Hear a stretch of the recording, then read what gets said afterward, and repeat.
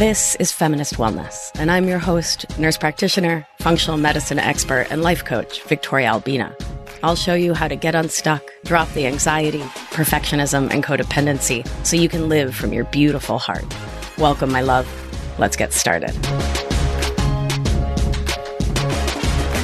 Hello, hello, my love. I hope this finds you doing so well. This week, we have a super exciting guest. It is my sister. I'm going to allow her to introduce herself, and we are going to be talking today about how to raise interdependent children, what that parenting looks like, and how we can aim towards interdependence in all of our relationships. We will also be talking about how to interdependently reparent yourself, your inner children's. For those of us who do not have human children, this is an equally helpful and supportive show. And my sister is completely amazing. She's also on Zoom staring at me right now as I talk about her in the third person. Hi, human who shares my pretty much exact same face. How you doing? Hi there. Hi. Hello. Do you want to introduce yourself? Yes, I am Maria Genie Albina, but they all call me Genie, and I go with it. My pronouns are she, her, hers, and I live in Evanston, Illinois, which is the traditional homeland of the Council of the Three Fires, the Potawatomi, Ojibwe, and Odawa. I am a mama to two biddies. My kiddos are 8 and 5, and I'm your sister, which is very fun. It is really fun to have you as my sister. I'm really glad you're so awesome. Oh, shucks. Thank you. Yeah. So for folks who are just meeting you, will you give a little background to your cred to be other than being a mom, which is like wicked cred, but you're a teacher, you're a coach, you're fancy pants. Yes. Tell them all about it. Sure. So I was a public school teacher for about 10 years. I started in Chicago Public Schools, and then we moved our family to Evanston, Illinois. So I started teaching in Evanston. I had the privilege of teaching at the school that my son attended for 2 years, my older kiddo, and that was super duper fun. So in the course of working as a teacher, I learned just a lot about children, a lot about families, worked a lot with parents and with kids through conflict, through tough spots, through, celebrations. I got to see so many different ways to parent kiddos and all the different ways that parenting can look like, and hearing from my own students, because sometimes they go to school and they share the dirty laundry. Just like for anyone out there who has kids in school, like your secrets are not safe, just like FYI. Just hearing them talk about the traditions they loved growing up, talking about things that were challenging when they were growing up. And it was just an honor to be able to witness all of that. And simultaneously, I had my first kiddo at the end of my second year of teaching. And once I was sort of raising my own kid, it really shifted my teaching. I found myself becoming more compassionate, more empathetic, more understanding, both to my students and to the folks who were raising them. And that was a huge shift for me. And I think also teaching has helped to make me a stronger parent because I understand the importance of clear communications and boundaries, and that it's helpful for kiddos to know that someone is there looking out for them. And they need to know that in the same way that students need to know at school that their teacher is really looking out for them. So at the moment, I work for a curriculum company supporting teachers. So I'm still working in education, although not every day in the trenches, as they say. And I'm doing a parent coaching certification through the Parent Coach Institute run by Gloria DiGaetano. And that's what brings me here today. That, and you're awesome. Oh, shucks. Yeah. Yeah. Thank you for that. Yeah. Mm-hmm. So I think it's smart to start by defining terms because, we're nerds. Do you want me to go ahead with defining codependency? Yeah, that'd be great. So I think about codependent thinking as the chronic habit of putting ourselves last. And we do that because we source our self-worth, our value, our worthiness as humans, worthiness of love, care, attention, affection, direct communication, healthy parenting. We source all of that from other people instead of sourcing it within ourselves. So at some point in life, we sort of lost our grasp of and connection to our self-worth. And so some habits that I see coming as sort of like subcategories of codependent thinking or perfectionism and people pleasing. We believe that it is our job to fix the world, fix other people's lives for them so that they will love us and prove our value and worth. And we do that through people pleasing and by trying to show up as completely perfect all of the time. From there, I see interdependence, and I'm curious how this lands for you, Genie. Interdependence as understanding and believing that each member of a relationship, whether that be two people, a family unit, a community, that we are all autonomous animals that don't need anyone else to fix us, to prove our worth, to change things for us, to step in as the martyr, the savior, the saint, but rather we believe in our own autonomy. And we believe in the autonomy of everyone else in the collective, in whatever relationship unit we're talking about. And so from there, we take care of our own needs. We validate ourselves. We show ourselves our worth. We trust that everyone else is doing the same. And then we show up from that energy to support ourselves when we're challenged, and then to lean in to love and care and the collective, and to ask for the co-regulation, the supports, the love that is part of being a human animal, because we are pack animals after all, and we need each other. So for us in that work from codependent thinking into interdependent thinking, the first step is that individuation, right? I am an autonomous animal. I need to often, as adults, learn that because we didn't get that as kiddos. We often grew up in a codependent family structure. And from that belief in our own independent, autonomous capacity to support ourselves, we lean in for mutuality and to connect with others. So much of that resonates. I'm thinking it just specifically in terms of raising kiddos and doing what we can to raise the littles to be interdependent, or for us in the process of reparenting to think about interdependence. And I do want to just define a little term myself too.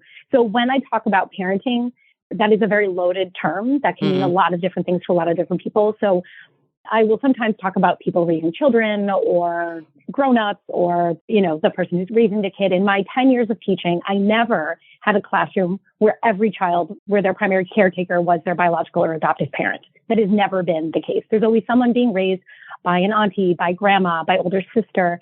So I want to acknowledge that stepping as the aunt, the grandma, the older brother, older sister, cousin, when they step into that role of primary caretaker, they are functioning as a parent.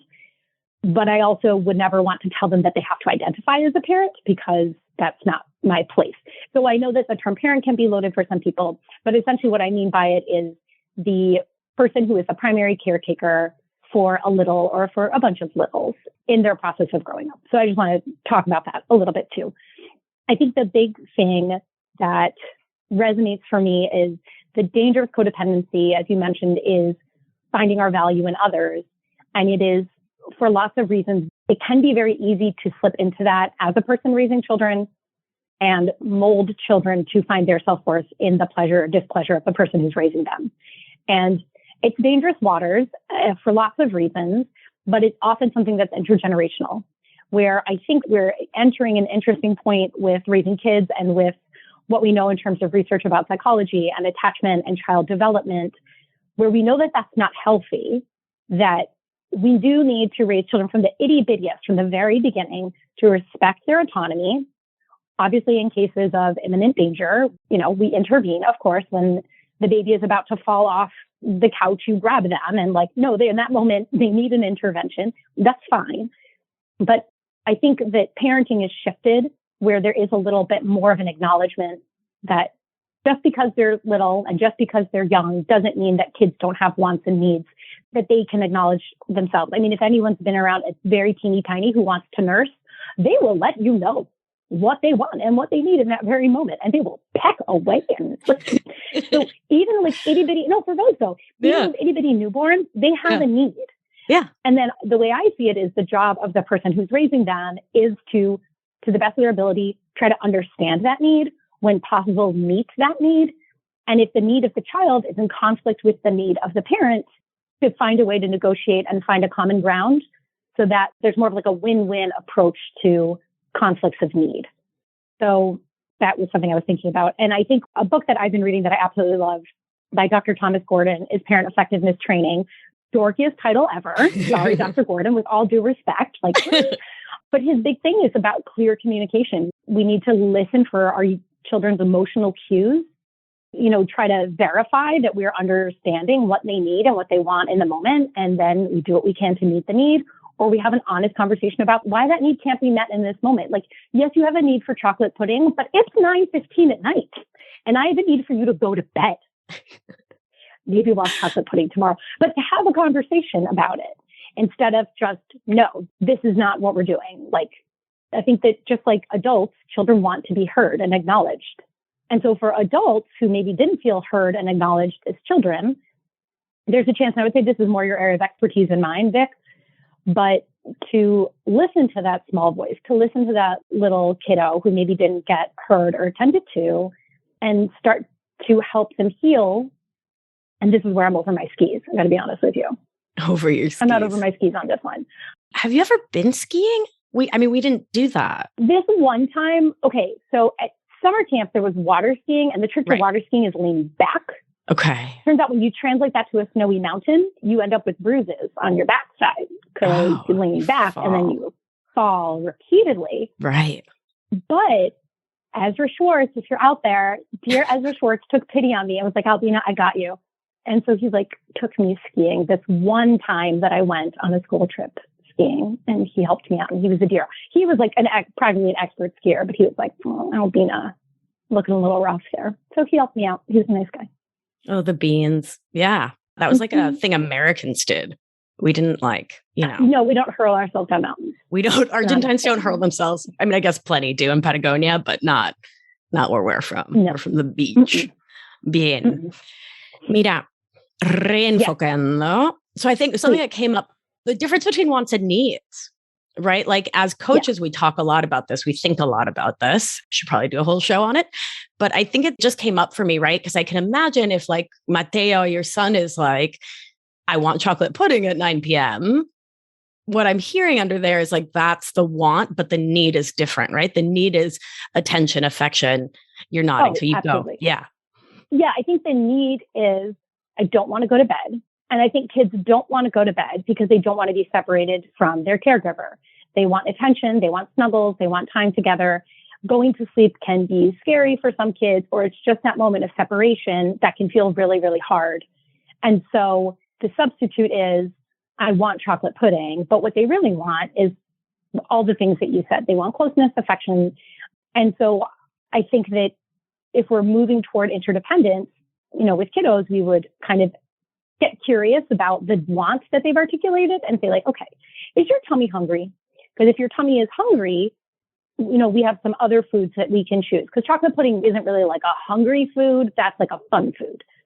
And, one of the things that Dr. Gordon encourages, which I really appreciate, is just saying to them, it sounds like you just want snuggles. It sounds like maybe you want mommy. Is that what you want? And kids are really good at being like, no. It's okay, you are nervous about turning off the light and it being dark? No. Oh, okay. You can't find your stuffed animal? Yes. Whatever it is. Sometimes we just have to get kind of curious and ask them questions, sort of feed them multiple choice answers, especially when they're really little, to see what is actually going on for them, rather than going straight to the no, it is bedtime.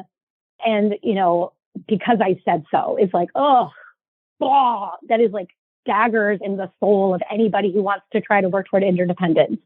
No, not because I said so. And going back to the example, a baby who's crawling and is about to, or just learned how to turn over and is about to fall off the couch. I would say, number one, put your baby on the floor, because you can't fall off the floor. Number one. Just putting it out there. But let's say you didn't know your baby could turn over and you put them on the couch in there and you grab them. Who does it hurt to say to them, I grabbed you because I was worried that you were going to hurt yourself. I grabbed you because I was scared. I was scared just now. Who does it hurt to articulate that to? It doesn't hurt at all, but it can help the baby. They may or may not understand the words, but they can feel the vibe. You know what I mean? And then I think as a parent, then it's reminding ourselves, okay, the baby didn't do anything wrong. I'm scared. I'm nervous. And so I'm choosing to intervene. Right. And then there are other times when kids get older where, maybe a teenager wants to go out with a friend who isn't your favorite friend's choice. I think it's fair to have an honest conversation and say, I know you really want to see whomever. it makes me a little nervous when you go out with that friend because I want to make sure that you come home safe and in one piece. And I just, I'm a little nervous about that. And if we start that early with our kids, it can just turn into like they're just accustomed to us articulating our needs and our wants and our feelings, as opposed to feeling like, oh, well, if mom says she's uncomfortable, then I have to do what she says. Right, right.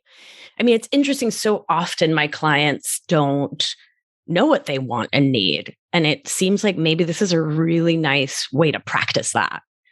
100%. Right? Yeah. Yeah. I mean, I think there was a little thing like today we have parent-teacher conferences, which I think should be called family-teacher conferences. That's just me. And they're back-to-back. So we need like 45 minutes of childcare. And we've decided that Netflix will be all of childcare, and we are okay with that decision. But last night, we had a conversation at dinner about where do they want to watch Netflix? Do they want to watch in the basement? Do they want to watch in one of their bedrooms? Do they want to watch in the garage? We have like a whole TV garage situation. And then we had a conversation about what they want to watch. And it was about 10 like kind of stressful minutes of them not agreeing about what they wanted to watch. And then I said, we need this time where we can really focus and listen to your teachers and what they have to say about you. And if you two can agree on something that you like to watch together, we would really appreciate that. And if it's really hard for you to agree, we can step in and help. But my hope would be that maybe you can eventually find something you both want to watch. And then Santi said, how about Garfield? And Matilda's like, yeah, Garfield. So whatever. So they're going to watch Garfield, some just silly cats throwing lasagna at dogs or whatever it is that happens on Garfield. But they came to that on their own. And at some point I sort of interjected to sort of refocus them, which is like, we need these 45 minutes. Like, it would be really fantastic if you two could find something to agree on. And then they did. And rather than you two are going to watch this and here's where you're going to watch it, because then there's no buy-in. Right. And I know that might seem like a small thing, but when you're 8 and 5, what you're going to watch for that 45 minutes of screen time in the middle of the week that you never get is huge. Right. And like you said, this is practice. So you practice when you're 8 and 5, agreeing on what you're going to watch and where you're going to watch it. And then when you're older, when you're 25 and you're a partner and you are trying to figure out where you're going to have dinner, you've practiced having those conversations. Or you're going to decide bigger things, like maybe someone is moving and you have to decide whether or not you're going to move with them. Whatever these larger things that come up later in life, if you've practiced from a young age, then you have a clearer sense, like you said, of what you want, what you need, and also where your limits are. Right. So, yeah, I love that. I heard you say you explain what's going on. You state your needs, right? I need these 45 minutes and I need your support and your help here. And then you set that limit for them. And I think that's so beautiful, modeling that. And again, because I want to always include all of us who are not parents to, human children's. These are the same conversations that we can have with our inner family, right? With our inner children. Because as we get in touch with them and can hear their voices and connect with them, it can be really, really useful to get curious, like, what's up for you, right? Here's what I want and need. And if you're not able to come to an agreement amongst you, I will step in. Like, I love that clarity, Gigi. I think that's so beautiful. Thanks. Thanks. And it's hard. It's not easy. And trust me, in moments of high stress, like, it's harder to do. So I would say to everyone out there who is a parent to a human babe, sometimes there are moments when we get louder than we would like and we get more domineering than we would like. And it is what it is, and it's okay. But I think that when we have the resources, when we're rested, when we're fed, when we're in a decent mood, when the stars are aligned, we're practicing too. And especially if your needs and wants were dismissed as a child and now you're raising children, then it's an opportunity not only to try to help, like, set them up to be able to know what they want and even articulate it and negotiate and all those things. But then it's your chance as a parent to say, oh, look, I can do this for them. And maybe it wasn't done this way for me, but look at this gorgeous outcome. And I do think it is a healing process. Mm-hmm. It's been enormously healing for me. Yeah. To take the time to listen to them. Yeah. I mean, in the nervous system world, we talk a lot about reenactments and how our nervous system will reenact past stress, distress, and trauma, moments of dysregulation to try to rewrite the story. Right. And so we can either let our nervous system do that on its own, or we can intervene in this loving, kind way to say, like, okay, I'm going to do this differently. I'm going to regulate my nervous system. I'm going to breathe. I'm going to check in with me. maybe that means acknowledging, like, I just raised my voice, and I'd love to invite you to talk about how we do repair with kids, because I think that's so important, but acknowledging whatever happened and then redoing it, right? Rewriting I mean, it. that's really powerful. I hadn't thought of it in those terms before, but it makes sense that if there's like a moment of parental child conflict needs or inner child adult need, that as the adult, you're thinking, I need or want this. And your inner child is like, oh gosh, but if you say what you want, there are going to be negative consequences.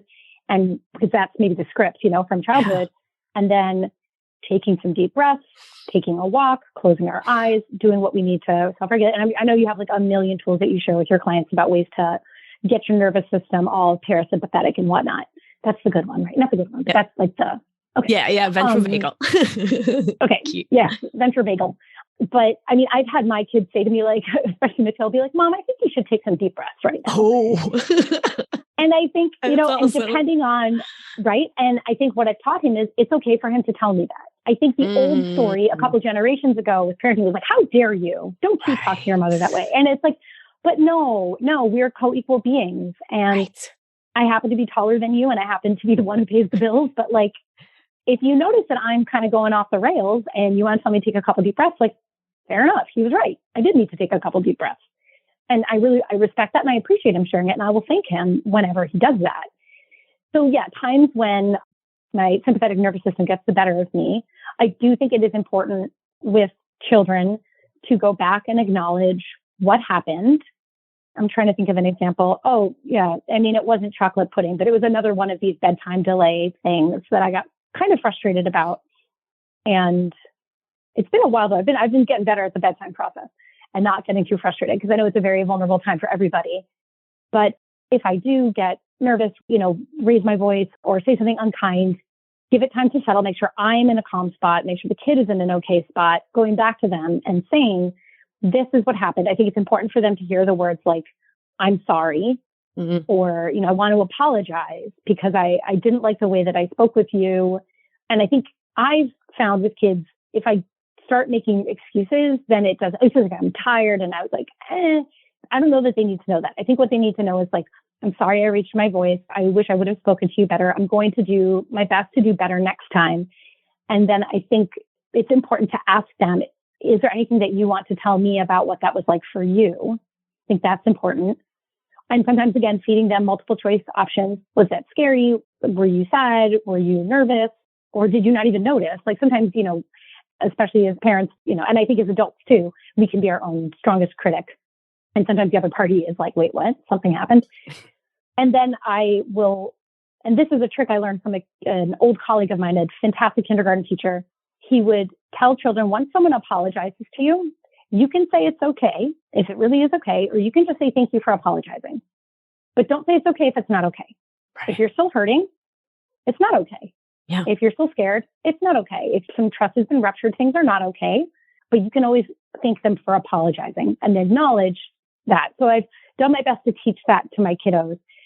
I think it's important for the parents of kiddos to know that the little ones, because they depend on us for all the things, their default will be whatever mom did is okay, because it's scary to think that their grown up made a mistake. But the younger we can start with, oh, no, I made a mistake. Like if I could do that differently, I would. I'm not beating myself up over it, but I'm looking back, I'm being reflective. And I'm saying, you know what? I didn't really necessarily need to raise my voice just then. Or I let my temper get the better of me and I'm going to do better next time. Right. The sooner we can start teaching them that, I think the sooner they can grow up understanding that it's okay, that no one's perfect, essentially. Because you're saying perfectionism is such a problem with codependency. And so if we, can model that for our kids, and then I think, as I would imagine, but again, you know more about this than I do, as an adult talking to our inner child, just reminding our inner child, like, it's okay, nobody's perfect. Perfect is a myth. It's not even a thing. And I love that, right? Because we understand that children want to see their adults as perfect, as faultless, as never making mistakes, because it creates a sense of safety within them, right? Like when the lions come to destroy the village, I can trust that adult will be there, right? Because they're impeccable. Yeah, dude. But I think it creates like a deeper, more co-regulated sense of safety to say like, yeah, I messed up and I'm here. I'm with you. I'm making eye contact if your child's available for that. Yeah. like I'm providing it at least, right? And then they can make their own Yeah. choices, but like I'm here with a full open heart, right? Mhm. And that's where that interoception, that felt sense of safety comes in versus like glossing over parental F ups, which like I feel like few things feel as unsafe as that. Because it's really confusing. And that's a big thing that Dr. Gordon said, like, is that if we don't tell our kids what we need, if we don't tell them when we're frustrated, if we don't tell them when we're angry, they sense it, they pick up on it. And that's more confusing. I thought like the other day, Santiago was goofing around with something and he broke a flower pot and I really didn't care. And I was like, no big deal. Let's just clean it up. Like whatever. And I sincerely meant it. I really didn't care. But if it had been, let's say it had been the case that it was a flower pot you had bought for me and it was really important and it had sentimental value and I was really upset, I think it would be important for me to say to Santiago, like, I'm really sad right now because I really love that flower pot. It really meant a lot to me. Tia Vic gave it to me and I'm really bummed out that it's broken. And I love you and let's clean it up. But, I am really sad about it. Yeah. And notice that I did not blame him. I'm not sad. I'm not mad at him. I'm not angry with him. I'm mad about the flower pot, or I'm sad about the flower pot, or I'm frustrated because the fact of the matter is a flower pot is broken and that's the problem. Right. He was goofing around and he broke it. And we can also talk about that too. That can be, once he's regulated, I'm regulated. We can have a conversation about being more mindful about things around the house. Or he might even have a solution and say, well, why do we have a flower pot on this table? It's in the middle of the living room. It's going to get knocked over. Maybe we just move the flower pot, But I think it's important to be very clear with kids when we are not feeling okay, because how confusing is it? How kind of like gaslighting, and not gaslighting. Well, it depends. It depends. Yeah. And I've heard, in my practice coaching with parents, I've heard a lot of parents say, oh, I don't want them to know that I'm upset. And I've had to question them. They'll be like, well, why not? Well, because then they'll know I'm upset. It's like, okay, worst case scenario. What's the worst case scenario if they know you're upset? They might be a little upset. Like, okay, well, you're in relationship. What's bad about them knowing that you're upset? And a lot of parents eventually come to like, oh, yeah, I guess it's okay for them to know I'm upset. It might actually be beneficial for them to know I'm upset because then it's a sincere relationship. Right. As opposed to like, I'm going to put on the grin and be like, oh, you broke the flower pot. Right. I mean, people pick up on that. Yeah. And then in the teen years, that's when you end up with a lot of pushback, is because they've had 13 to 15 years of evidence that you are not sincere or honest or clear with them. And then once they have their own money to spend and they can get themselves to a friend's house, they've had years of good evidence that your word may not actually be honest. Right. As I'm saying this, anyone out there who is like, oh God, I broke my children. It's all good. It's all good. There's always time for repair. There's always a chance to do something different. Right. But I do think it's okay to let children know that we're upset. Right. Yeah. And I love what you say about it creating like those honest, real bonds. A couple things are coming to mind. I'm going to flag attachment so we can come back to it. But what came to me is the difference between the invitation to co-regulate and that codependent sense of obligation to fix. Yeah. Right. So if your parent is like, I'm having XYZ feeling secondary to event, right? It's that clean, clear, direct statement without the indirects, without the BS, without the like fakery, right? That like, yes, all mammals can feel that when we're bullshitting them, right?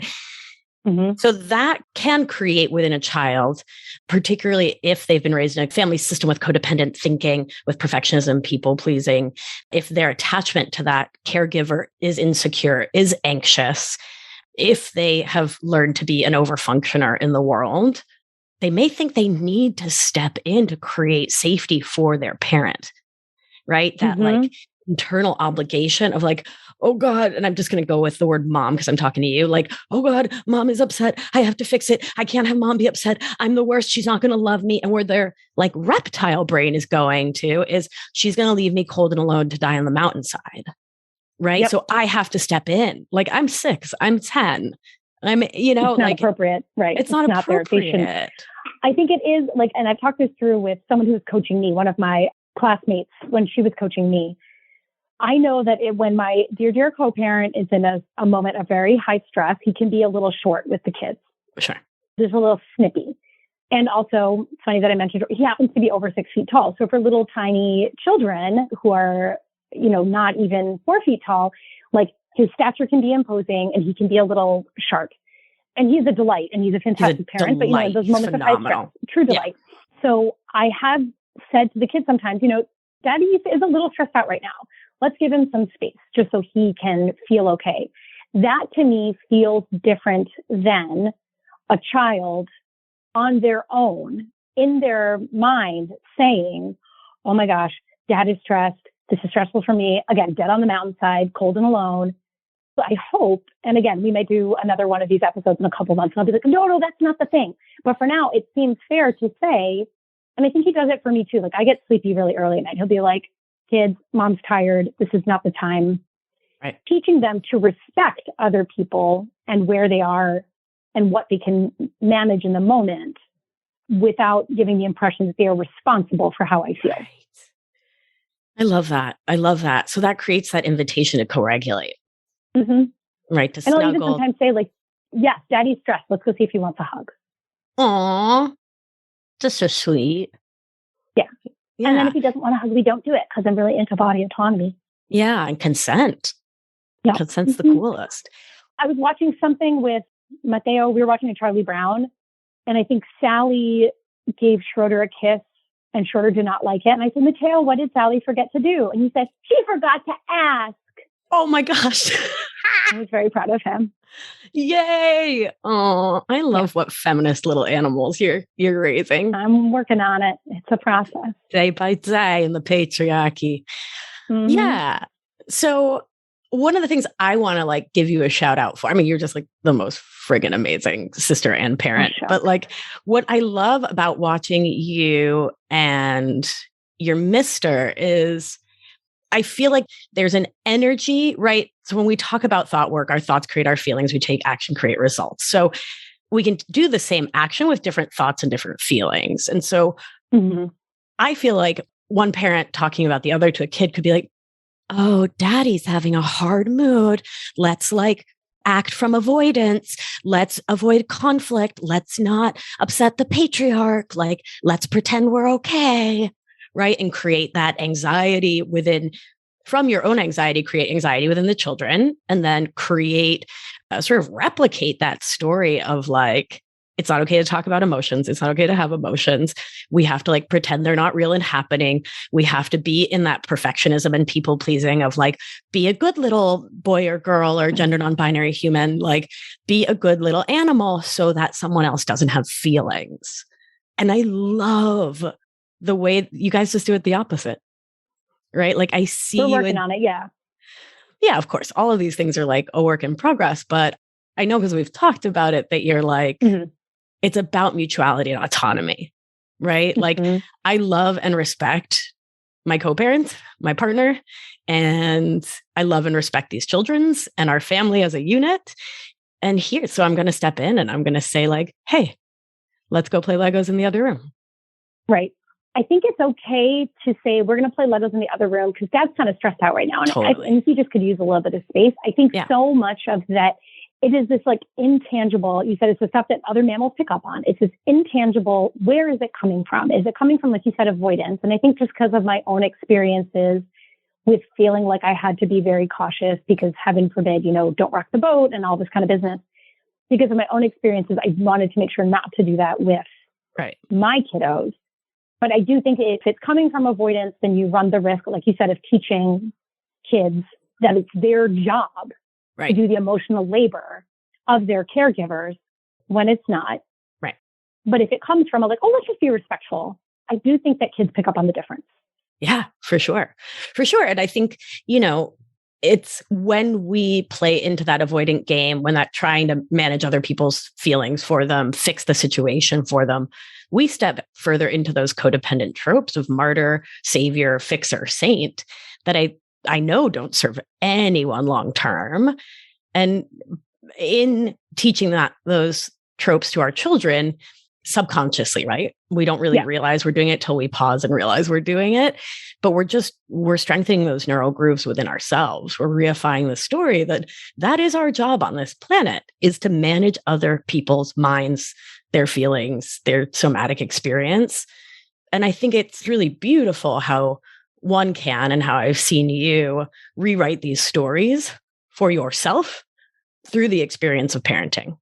Yeah, it has been a lot of fun and, it's challenging and having to face some hard stuff, but it's really rewarding. And I would say also for folks who are, working with their own inner child, you can do the same work. I can imagine saying, when I was a kid, this was the story. I want to write a different story and work on, like you said, rebuilding those or building different neural pathways. Right.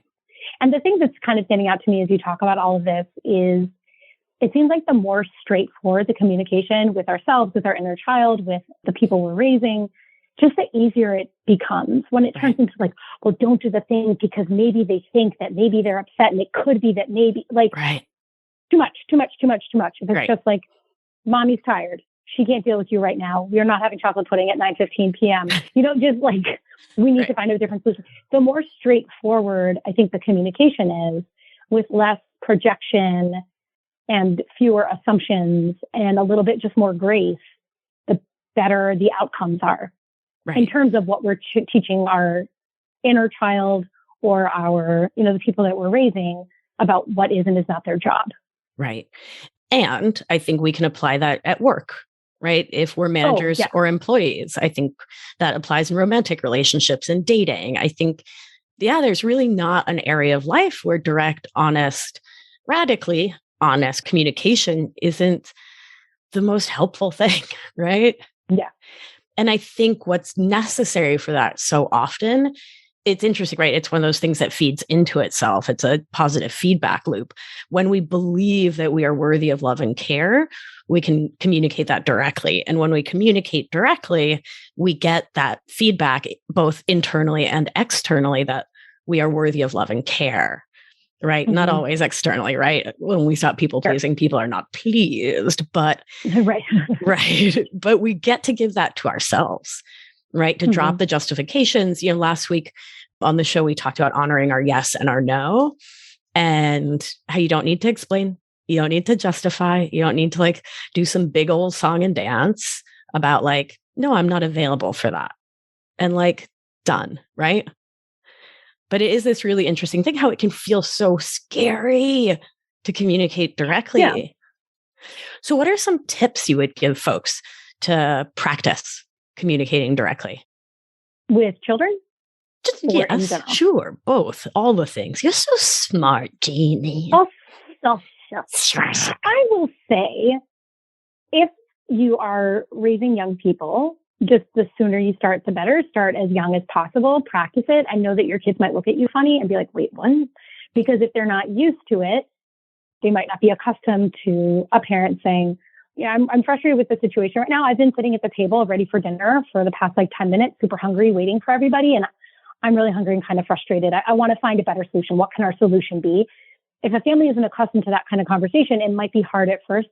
But my experience working with young people is that they're very flexible and they will adapt. And honestly, it probably feels better in their body and soul to have that kind of clear communication. So I would say just try it, get started, do it when you can. And I also think it's fair in adult relationships to also be mindful of the person you're speaking to and whether or not it is safe to engage in radical honesty. And I'm not sure exactly what, but something in me is saying something sort of to trust by sense that not every relationship might be in a place where one can go straight there. And that's something to be mindful of too. If you don't feel like you can be radically honest with someone, that might be worth getting curious about too. Okay, well, what's the nature of this relationship? Is radical honesty appropriate right now? Is it something we can work toward? Can we have conversations about it? Or is this maybe a relationship that isn't serving me in the moment and I can kind of step away a little bit and that's all right too? That's a thought that I have. Our children, for better or worse, are kind of a captive audience, so we can practice on them. Right. But we're practicing something good, so it's good. Yeah. I don't know. What are your thoughts about, especially about the see if it's a safe situation? Right. I see what you mean. That, as always, I talk about the mind-body connection and how there's safety in the mind, there's safety in the story in the prefrontal cortex, and then there's safety in the body and the physiology. And those two things don't always line up, right? So our brain can tell the story, it is my thoughts that keep me safe. I can always believe that I am safe in every, emotionally safe in every situation.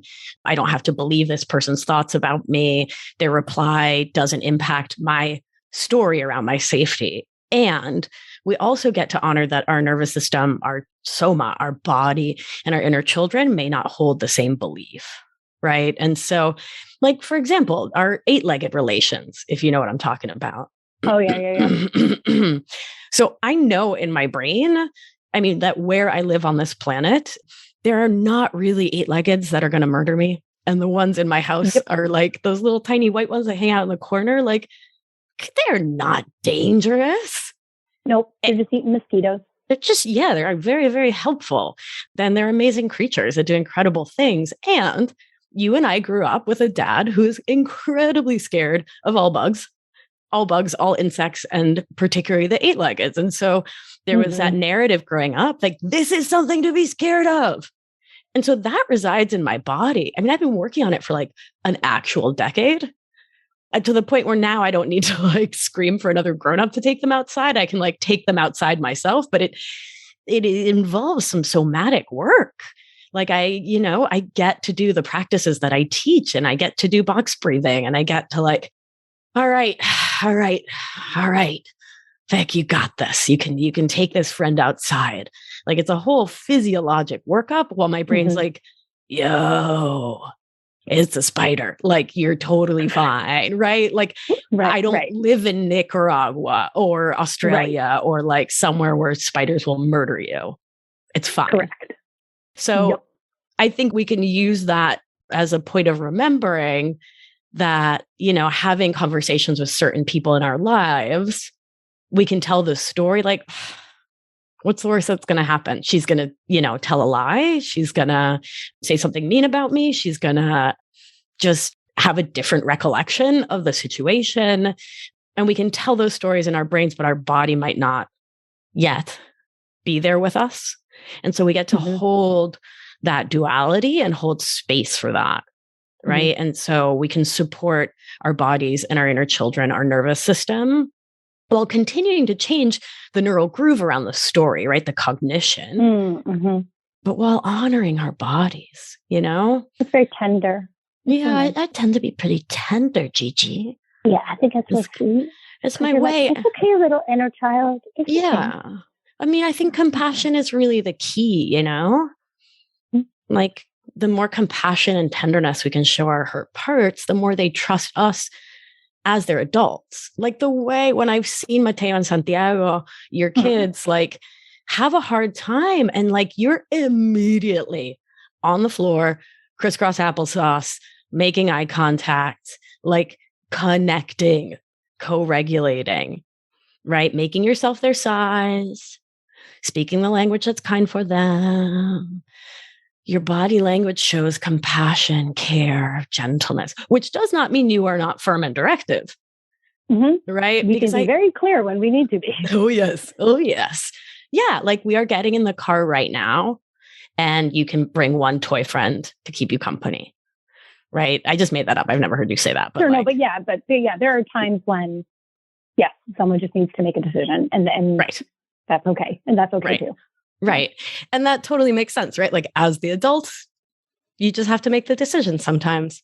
Be that like loving parental figure for your actual children's or your inner children's, right? Or often both, I guess, right? Oh, absolutely. Yes. I feel like thoughtful parenting is a form of healing for sure. Teach, that's so beautiful. Thank you. Yeah. Kind of like you. Gigi, we have pretty much we have like the same face. So you're beautiful. Yeah. So now I get to make a decision, which is that it's been like almost an hour. Wow. I know, it's wild. So I think we should wrap up, and I want to invite the listeners. So the theme for today, Genie and I have been talking about wanting to do a sisters show for like forever. But the theme for today came from a member of Anchored, my 6-month program, who asked this question. She asked, can you talk more about how to parent towards interdependence and how to reparent ourselves towards interdependence with and for our inner children? And so this question came from y'all effectively. So if there is a theme that you would like me to speak to on the show, Genie and I to speak to on the show, you've got 2 Maria Albinas at your disposal. drop an email to podcast@victoriaalbina.com and let me and us know what you'd like to hear us. I was going to say rant about, but we don't rant. We just have conversations. Yeah. I love that. We're very smart and good looking. Studies show. God, I love those studies. Those are great. NIH funded. Tax dollars at work. So, Gigi, closing thoughts. Anything you'd like to leave our wonderful listeners with? I think that in order to parent toward interdependence, whether for the human children that you are caring for or your own inner child, so much starts with being willing to have the most open and clear communication possible and knowing that listening is a communication skill too. So listening to our inner child, what did they need? What did they not get? What do they want now? How can we help them? If they're asking for chocolate pudding, what are they actually asking for? And again, that applies to inner children and external children. But it sounds like through the course of our conversation, I'm seeing so much has to do with attentive, thoughtful, and active listening, because then we can respond in a way that is helpful. Either saying, yes, I can meet your need, or no, I can't meet your need, but let's figure something out. But it really has to start with listening. I love that. Thank you, Gigi. And that listening internally. Yeah. Yeah. Limit setting, boundary setting. And at the root of what I'm hearing from you is really intentional, present living. Yes. And this isn't something, or at least I find that I'm able to do 100% of the time because, life is what it is. But in those moments when I can drop into being present and really listen either to my children or to my, my own inner voice, it's that quiet voice, that small voice, that like gentle, yet like kind of ever-present voice that is the one that I found is the one that's a really good guide. And, when I have like intuitions about my children, I find that they're often the things to listen to, and my intuitions about myself and what I need, about really plugging in. And I think a lot of it is trusting ourselves despite all the messages we've gotten that we shouldn't or can't or ought not to. Right. I think that would be a great theme for our next fireside sister chat is self-trust. That. Yeah. Yeah. That's a good one. We're so smart. Yay. So Gigi, where can the amazing people find you? I know they're going to want to follow you and check you out. What's your Instagrams? Oh, I'm at Genie Albina Coaching. How do you spell Genie? Genie. Thank you. Hooray. And then Albina the same way that she spells it.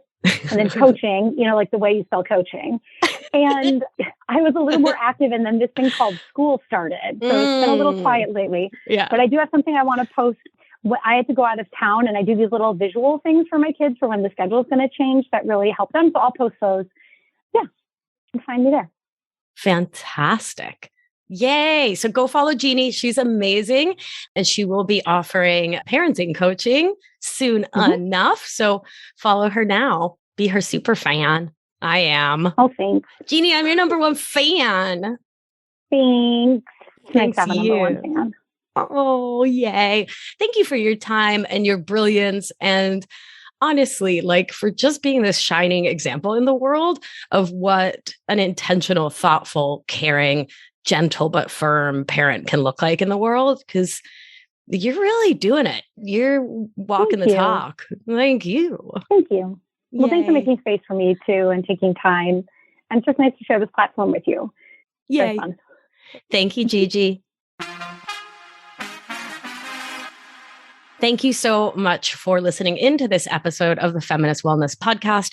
I so hope you enjoyed it. If you do, I want to invite you to head on over to wherever you get your podcasts, subscribe or follow the show. And if you're enjoying it, leave a 5-star rating and a review. Every time you leave a review, it helps others to find the show, which helps spread the word and share this amazing free resource that I'm just so delighted to share with you. And don't forget to share on social media. Give me a tag at Victoria Albina Wellness. It's just so fun to connect. So thanks again for listening in, and let's do what we do. Put a gentle hand on your heart if that feels supportive. Attune to your breath. And remember, you are safe. You are held. You are loved. And when one of us heals, we help heal the world. Be well, my darling. I'll talk to you soon. If you've been enjoying the show and learning a ton, it's time to apply it with my expert guidance so you can live life with intention without the anxiety, overwhelm, and resentment so you can get unstuck. You're not going to want to miss the opportunity to join my exclusive, intimate group coaching program. So head on over to victoriaalbina.com/masterclass to grab your seat now. See you there. It's going to be a good one.